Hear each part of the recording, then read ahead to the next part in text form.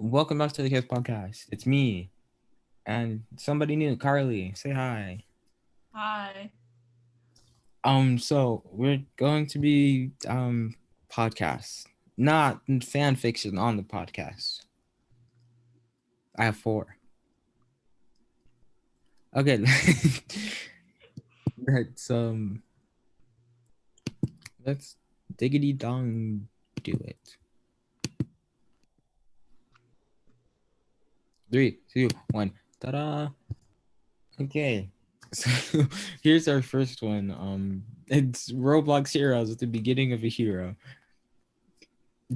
Um, so if you let me fill you in on some things. A/N means anonymous. Um, even though it says by Twisted Devil, but we don't need to worry about it. So do you wanna read it? Anonymous? No, the thing. Oh, yeah. Roblox, the beginning of heroes. When Okay. FEAR rules over Roblox, there's only one hero that can save Roblox, yeah. But who is that hero? No, you can read. Okay. This is my first story. I am GameLords216. By the way, I forgot my password, Brownie Face. Once in Robloxia, there was evil in here's Robloxia been overruled by fear equals the first year was the worst thing that happened when the Fear and Rat alliance was broken when Sonic ordered a bombing on Rat headquarters. Donkey was killed by the building collapsing on him and Sonic threatening to kill the remaining Rat soldiers if they did not join him. Donkey was killed. Oh, even still, one of the Rat soldiers said no, and Sonic killed the soldier, with his other Rat soldier joining Fear. So year two, Sonic ordered Game Lord 216 to kill Night Game. Hold on. That sentence does not make sense. Sonic ordered Game Lord 216 to kill. Oh, Night Game Lord 216 broke into Builder Man's house and shot him with a dead from a shot to the head. Bars. Year three, Game Lord 216 left Fear and joined the Robloxia Sabers. Anonymous. I'll update soon. This was 8 years ago. He still hasn't updated it. Oh my gosh. So what do you So think? that's it? Yeah, I didn't really understand it. me neither. But that was just the tip, the most wholesome story you're gonna get out of all of them now. So next we have Minecraft, the adventures of Minecraft player in a PvP server. The story revolves around Dahlia, an experienced Minecraft player and her adventures on a Minecraft server.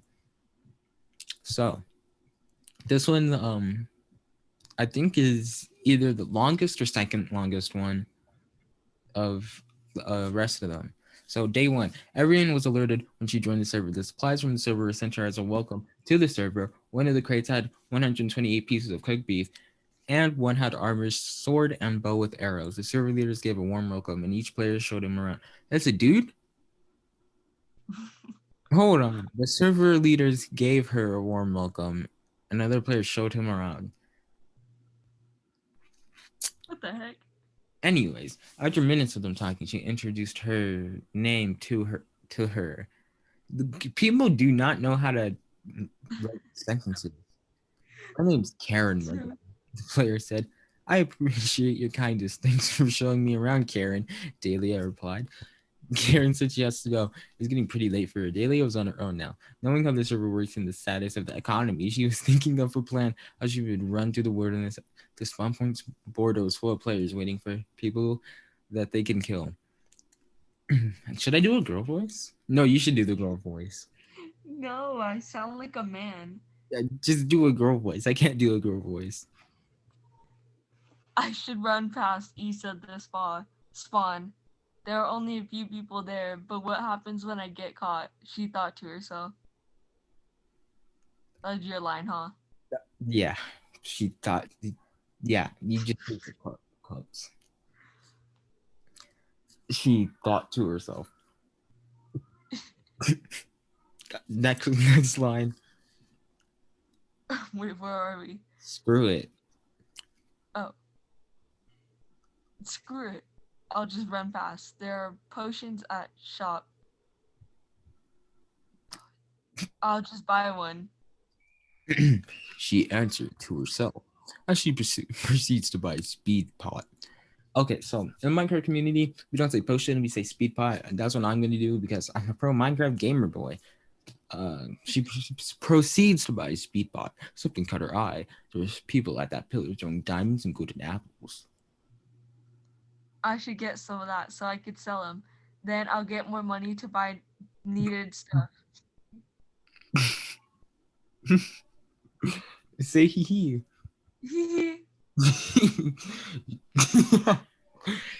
She thought to herself. After she got what she needed, she proceeded to buy 3 speed 2 pots, then ran back to Issa's spawn. She drank the potion and made a run for it. Okay, anyways, so I'm gonna be doing the girl voice now, guys. Because because I'm not doing the girl voice. Actually, I'm just gonna read it. Because I'm running through the people, the adrenaline can be in my side. That people really don't know how to read this. I mean, Are right? you reading the story right now? Yeah. This gives me the Okay. advantage. She's after herself after being chased by 3 people. She was running, turning if possible. One player was up a tree shooting her with arrows. Because of her experience of dodging arrows, this was easy for her. Then she ran through a dead end after falling through a hole. You know. One of the players said she thought she was gonna face her doom when suddenly one of the players fell to the ground with the arrow sticking through his head. You did not. You did not. Then the other 2 players were terrified. They jumped the rock and tried to run, and appearing from the shadows, a player blocked their path. Delia was shocked. Her knees were shaking. She tried to hold her shiny enchanted diamond sword, trying to point at the player that killed the attackers. I came over to the mysterious players interrupted on what she was going to say. Delia tried to hit him with the sword, but his reflexes being fast, his axe blocked Delia's sword, completely making her fail to get a chance to run. I'm bored of this already.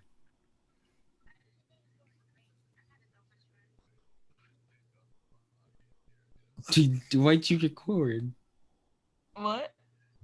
Anyways, no, we're not doing that one. We're not doing that one. We're doing Diary of a Simbi Kid by Tyrone69.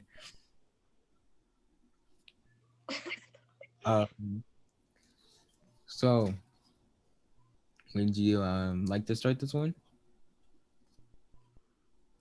Sure. Okay. Oh. Monday. So one day I was scrolling through Twitch and I found a streamer called Pokimane. So I donated my grandpa's inheritance.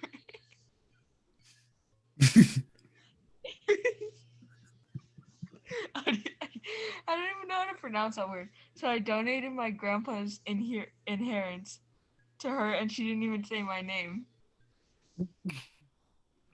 Tuesday.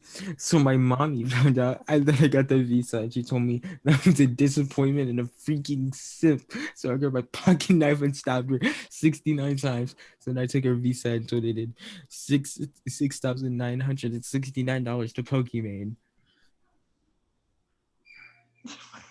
Wednesday. The police came to my house and arrested me for 420 years because I was sex offender. Then I went to prison and got a cell with Tyrone. And he asked me if I had games on my phone, and I told him no. So he pulled out his pee and he said he had herpes and slapped me in the face. So I would get mega herpes. um Thursday. Now that I have mega herpes, I had to go to the mega herpes hospital, and the doctor told me I had 2 days, so I shot him, and the judge gave me 80 more years. Friday, so I went back to prison with Tyrone, but he didn't want to give me he didn't want to give me head, so I got my anime body pillow, and it gave me head after that. I couldn't myself to sleep because of how much of a degenerate I am, and I wasn't able to nut Pokemon. Are you Oh, Saturday? You're on Saturday. Saturday. Today, I asked Tyrone to slap me and pulled out his pee and slapped me so hard that I got knocked out. When I woke up, I nutted to Pokemon, and I still had my mommy's visa, so I donated. I'm not gonna say that blank dollars to Pokemon, and said I nutted to you, and she said my name and called the police. Lucky for me, I'm already in prison, so get clapped. Sunday. Today was a big day. I executed. The guard asked me what I put my final meal wanted to be, and I said Tyrone's cheeks. He said something else, so I pulled the Uzi on him and said I wanted Tyrone's cheeks. He said right away. I ate those cheeks like there's no tomorrow because there was no tomorrow. And after that, I was executed by an electric chair. When I found my mommy in hell, she said, "You degenerate filth." So I put up my body pillow and suffocated her with my crusty body pillow. The end. That was So definitely interesting. yes. Now if you thought this one was weird, funny, hilarious, wait until we read Roderick Falls into Chaos. That seems like a lot, but we're gonna read it. Um we can get through it because it's as the sun began to set outside his window, Roderick finished loading the extended magazine for his Glock G17. The white tank top he was wearing was torn and stained. His jeans were held up by a gleaming Gucci belt, and his team was looking very crisp. He grabbed his phone and headed out. As he closed the dented gate to his apartment complex, he hesitated. He questioned himself. And what he was about to do, he turned, dismissing his concerns and stepping out to the street. His car was dirty and damaged, as it had been in several accidents. He unlocked his car, started it, and drove west towards the rendezvous point. While Roderick was pulled into an alley, he reached into his pants and flipped the safety on his gun go off. Okay, you want to read this paragraph? It's just a lot. It's not Off that. the camera though, because I can't see it. Bruh, that's lame. The car's tires crunched over the glass as he pulled up to a decayed stone wall. He stepped over the fallen stones and walked into the wooden deck over the river. He pulled his phone out of his pocket and called someone. He spoke to them about a new location and then hung up.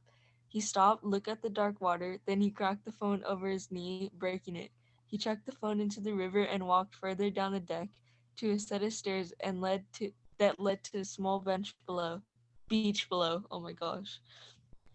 He stepped down into the soft sand of the river and shook hands with a hooded figure. He pointed at a large garbage bag and said, "That him?" The figure moved to the bag, ripping a large hole in its top. "I got him too easy," he said, pulling the bag off. Roderick felt a wave of sickness rush over him as he saw who it was. The face of his brother Greg stared with empty eyes into him. Roderick staggered and softly said, "That's not my father." The figure said, "What?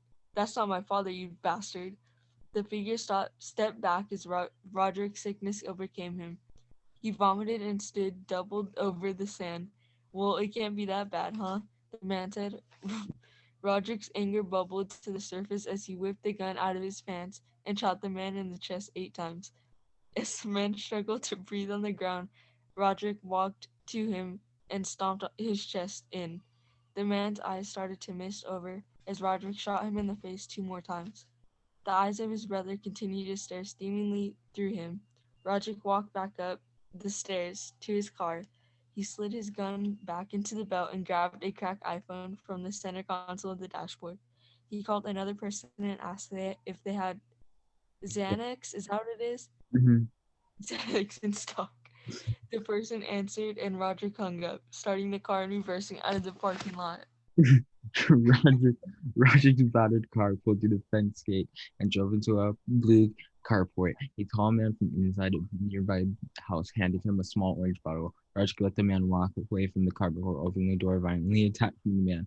Roderick knocked the man out and emptied his pockets, grabbing a small automatic weapon from the man's waistline. He rushed to the battered car and hesitated. He ran back to the man, grabbing key, ring, and running to a sports car in the house's driveway. The car started to roar, and Roderick sped down the street, going twice the speed limit. As Roderick stopped at a red light, he opened the orange bottle and poured the pills in his mouth. His vision blurred. He realized the light changed. He floored it and took the highway on ramp. He flew by cars left and right as he became more and more disoriented. He felt his arms go numb as he wrenched the wheel to the left and avoided a truck. The car spun and slammed into the barrier, causing the car to flip. Roderick was thrown from the front side to side as the car flipped again, hit another car. Roderick pulled himself from the wreck as two men stepped from the car he had hit. They began yelling at him. One of the men grabbed his head and slammed him into the flip car. Roderick couldn't resist.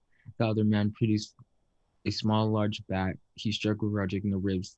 The other man took Roderick's belt and his shoes before jumping in the damaged car and driving away. Roderick stumbled into lanes of speeding cars, narrowly avoiding being killed in the process. He reached the grass on the other side and walked down the concrete underpass, falling unconscious and sliding down to the road. Would you Do you want to take the last uh paragraph? I'll read the last sentence. Okay. Roderick woke up in the dirt and gravel. Lying next to a two-lane road, he lifted himself from the gutter and began to make his way towards the open shop. The morning sun hurt his eyes. His chest was badly bruised. He opened the door to a thrift store full of surprised shoppers. He asked the cashier if she could help him, and she said she would get her manager. Her manager emerged and led him to a van with the thrift store logos printed on it. Roger felt his waistline and realized he still had his Glock in his pants. He waited until he was in a discreet place and he pulled the gun on the man. He stepped out of the car and Roger jumped into the driver's seat. He slammed on the gas. The manager pulled the gun from the holster and fired at the glass of the van's window, nearly missing Roderick. He patted down his pockets and realized he had his phone. Roger called his father and told him to meet at the park. His father agreed and Roger turned the van towards the edge of town. He stopped at the park and jumped out of the van, scanning the benches until he found his dad, sitting with his backpack beside him. Roger moved through the bushes and emerged behind his father. Roger pulled the gun out again and squeezed the trigger. An audible click came from the gun. His father turned surprised as Roger slammed the butt of the gun into his head. His dad retched backward, but it was too late. Roger hit him with the gun over and over again until his father was on the ground and moving. Roger doubted he was dead. He moved the van, started it, and drove very fast to his dad's body. The boatman, Roger jumped out of his seat and the van squealed to a stop, and Roger emerged. His father was dead. He knew it. Roger dropped back into the van and pulled out to the road as he drove north. Roderick pulled to the side of the road at the bridge. He moved his God. thing and pulled himself onto the top. He didn't look down before he jumped. That was Roderick's fall to chaos. So,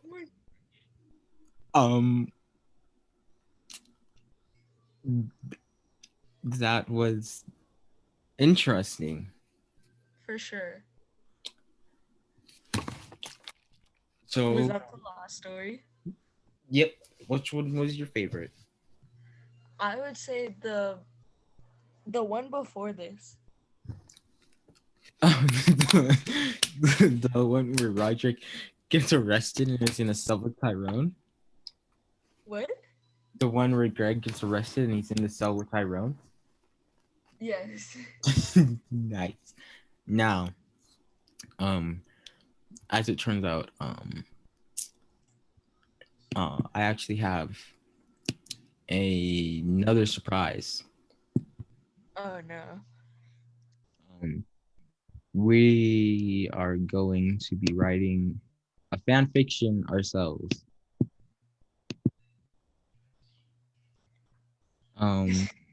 Now the thing is, it has to meet a certain criteria. What's the story based on? Anything. Well, I know what we can do.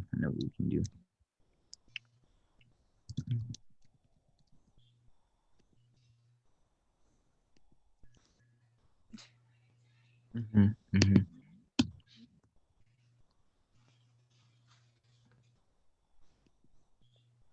It's going to be about a pit, diamond, location, offset, and message. It could be something about Offset and Cardi B getting divorced. I like that. I like that. Mm-hmm. Oh, I know how to start this. Carly, can you give me a towel, please? Yeah. Thank you. I'll start it. I'll start it.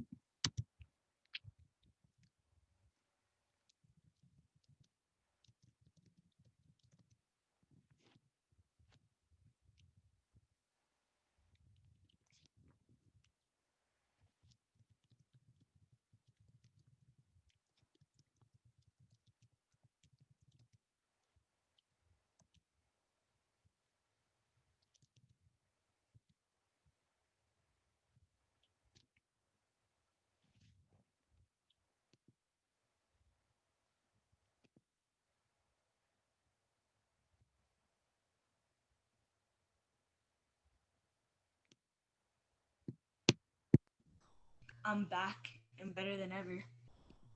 Nice. So as it turns out, I don't have an A key on my laptop, so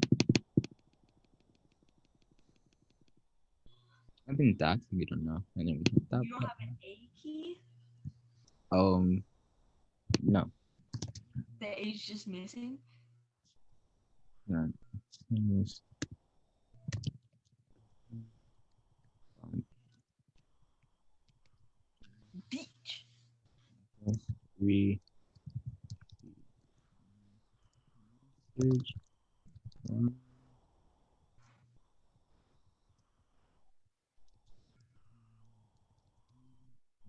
okay, that's the sir.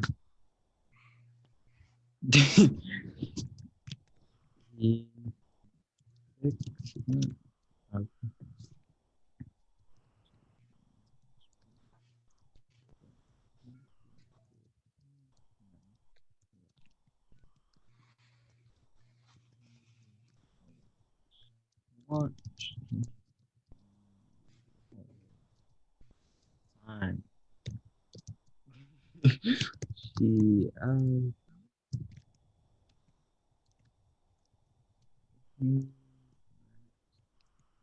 okay, what should offset reply with? Um, I don't know. Because we also have to. I already have message and offset. And I'm gonna use location, diamond, and pit. STD. Testing Center. Hmm.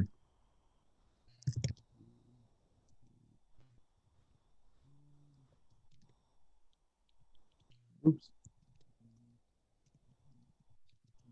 Testing center.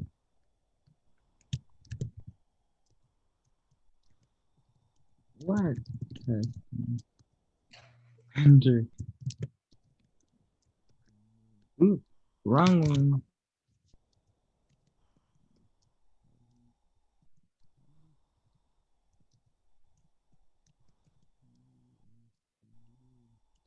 Wait, what are those centers called?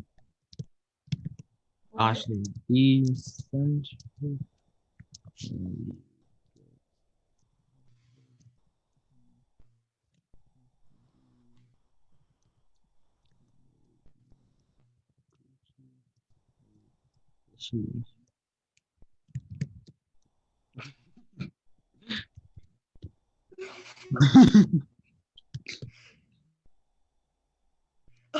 I don't know that that's something I don't know that I think that's how the conversation will go down. Oh my gosh. You retorted. Um. Oh, where? Oh, really? Gonna-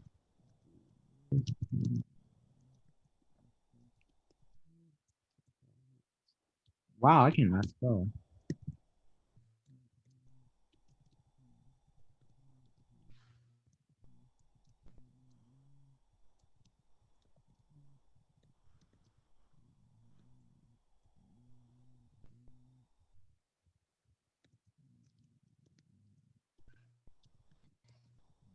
Marriage? I can't not spell marriage. Marriage? Marriage. You spell marriage. I figured it out. Autocorrect.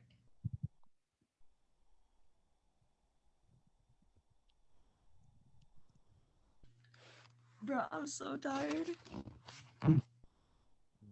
Fine. I'm gonna write it out. You're gonna read it.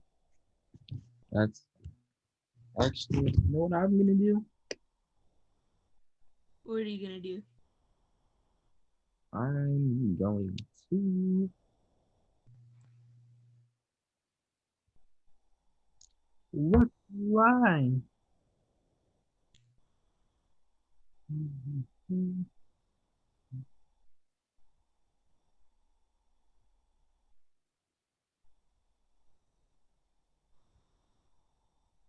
Bro, we could do this for our show too.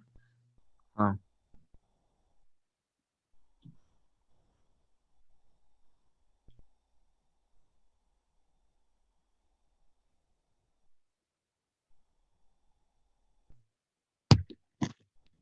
Going to send it to me, yeah?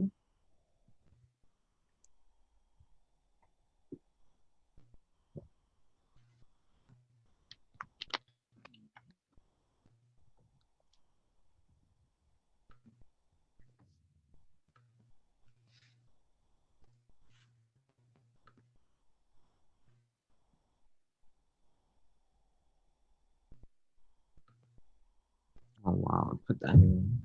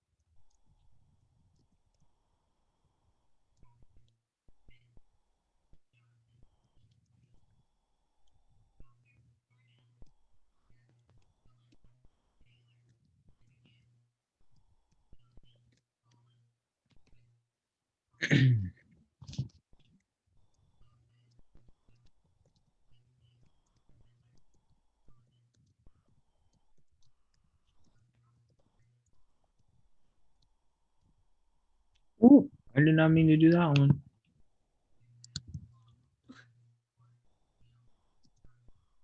Beyonce.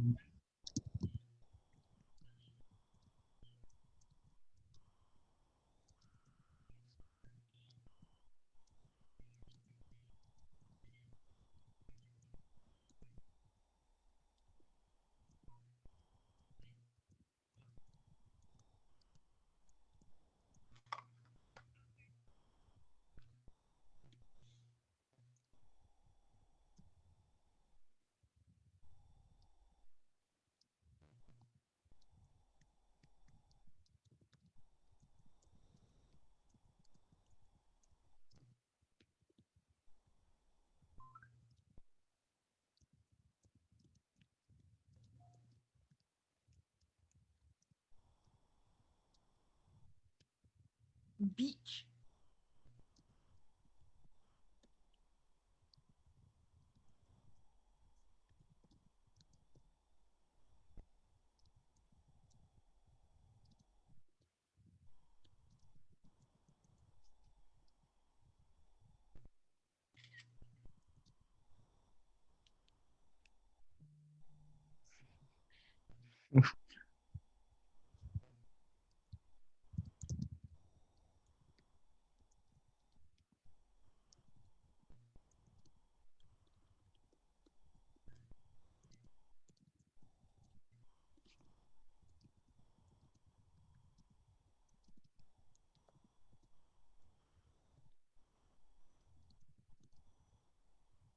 Beach.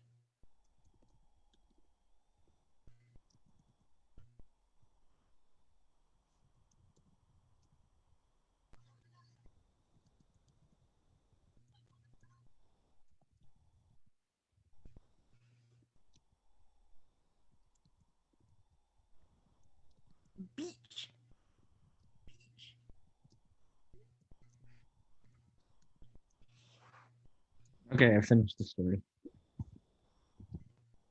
What? I finished the story. Don't expect it to be good because okay. You Yep. finished it? Yep. You can read it. You want me to read it? Mm-hmm. Okay. I thought I did a good job. From the beginning. Mm-hmm. Mm-hmm. Offset looks down at his buzzing phone. He had just received a message from his side hoe. He picks it up to respond, but little did he know Cardi B was watching him the whole time. She asks, "Who's that?" He replies, "It's the testing center." "What testing center?" Cardi asks. "The center where you get tested for STDs. Cause you coochie is fishy." He retorted. Is that how you say it? Retorted? Mm-hmm. "Wait, you're really gonna do this to me?" No, after I bought the diamond, the diamond ring for our marriage, yeah, we're getting a divorce. 10 months later, as Offset thrived with his new fiance, Cardi was in despair. She went down a life of drugs and alcohol. Once she made the dangerous combo of LSD, pixie dust, and weed, she wanted, she She went. wanted, she went insane and murdered her entire family in cold blood.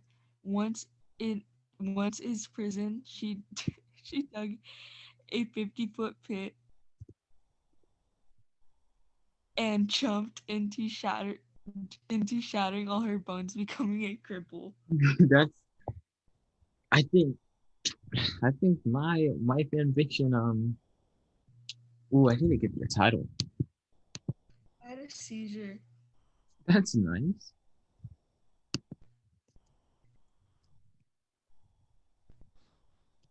My nose itches.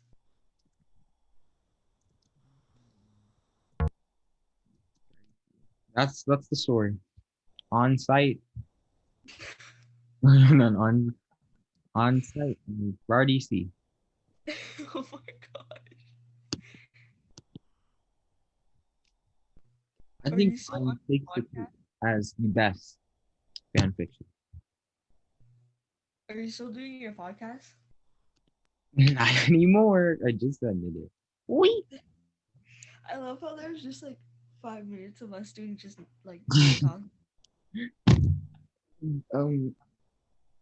Well, it's a podcast, so you can do anything you want. And nobody will have questions, and B, nobody watches the podcast, so it doesn't really matter.